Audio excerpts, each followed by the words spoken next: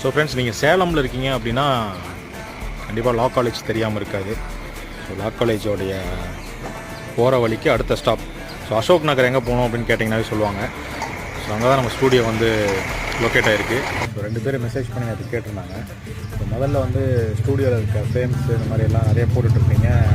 So கொஞ்ச நாளே அதை பற்றி நீங்கள் போடுறது சொல்லிட்டு ஸோ ரெகுலராகவே நம்ம ஸ்டூடியோக்கு நான் வந்துட்டு தான் இருக்கேன்.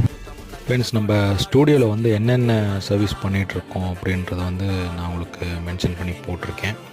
ஸோ பாருங்கள். ஸோ எந்த ஒரு event shoot, frame work, so எது இருந்தாலும் எனக்கு வந்து டிஎம் பண்ணுங்கள்.